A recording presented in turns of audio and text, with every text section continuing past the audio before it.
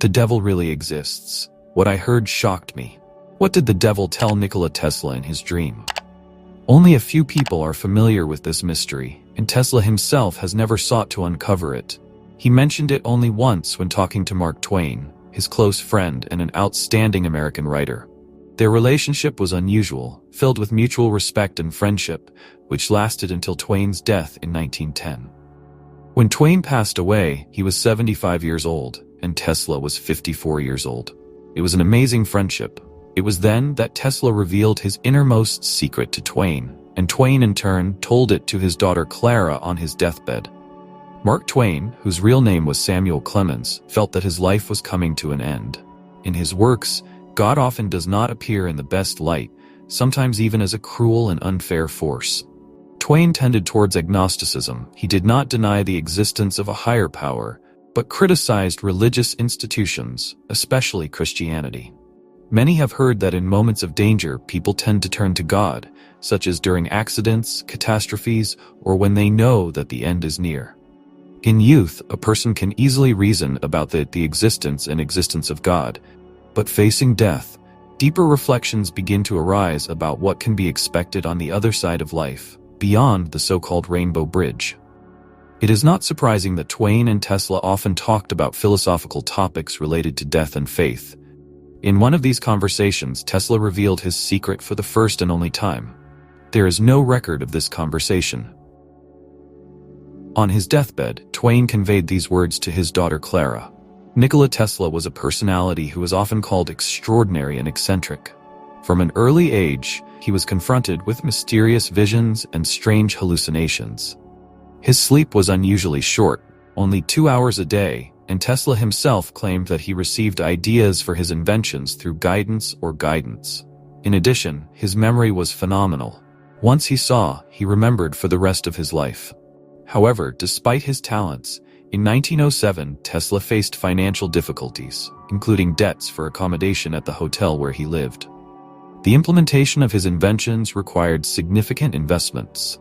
Tesla was so unique that he periodically retreated to his laboratories, where he connected a high-frequency device to his head and passed powerful electrical discharges through his brain. In one of his interviews, he mentioned that he had passed 150,000 volts through his head.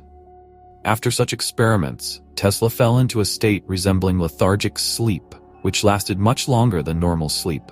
This condition, similar to clinical death, is characterized by a slow metabolism, but at the same time the body is able to maintain vital processes independently, unlike coma. One day, when Tesla was wandering through the labyrinths of his mind again, trying to put his thoughts in order, he felt something unusual.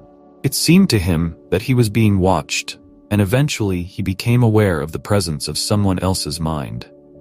If many people imagine the devil as a terrible horned creature, then this is a misconception. In Tesla's world, the devil appeared to him in the form of a bunch of light, slightly different in spectrum and density from the surrounding space. Tesla decided to try to get in touch with him. He saw the devil as a luminous blob, and it occurred to him that in some languages, the name of the devil, for example Lucifer, translates as light bearer. In Latin, the word lux means light, and fere means to carry. In Roman mythology, Lucifer was associated with the morning star Venus, which corresponds to ancient Greek phosphorus and Slavic prostration. However, since the late Middle Ages, in the Christian tradition, Lucifer has become a symbol of the fallen angel, who is identified with Satan. I'm sorry for the slight deviation. Let's get back to the story. Intrigued, Tesla decided to try to make contact with the mysterious light. This light began to communicate with the scientist using telepathy. The dialogue that arose was far from the usual question-and-answer conversation. It was more like a sudden influx of a vast amount of information into his mind, as if new neural connections were forming instantly. In an instant, Tesla understood everything. It was like a bright flash of insight when everything becomes obvious. The light he saw turned out to be the devil. This devil was one of the angels of God whose task it was to observe life on earth. However, he was not an enemy of the Creator. That someone is capable of rebelling against God is a mistake. The devil fulfilled his role given to him by God, acting far from the throne of the Creator. These duties brought him sadness and a sense of detachment, but also an interest in those who tried to penetrate God's plan by leaving the physical body through unusual ways. The devil was familiar with meetings with so-called travelers who reached this state through meditation and strict fasts designed to weaken the power of the body over the mind. The devil and Tesla studied each other as if their minds had briefly connected. Tesla felt incredible power, realizing the power his inventions could give, and saw their potential for both good and evil. He understood that his creations could change the world, but he also realized the devastating effect they could have. This realization made him uneasy. Tesla pulled away, and the contact was severed. His body began to twitch convulsively, and he felt himself hit on a hard surface. When he came to, he was overcome with panic. His clothes were soaked through with sweat, and his heart was pounding wildly.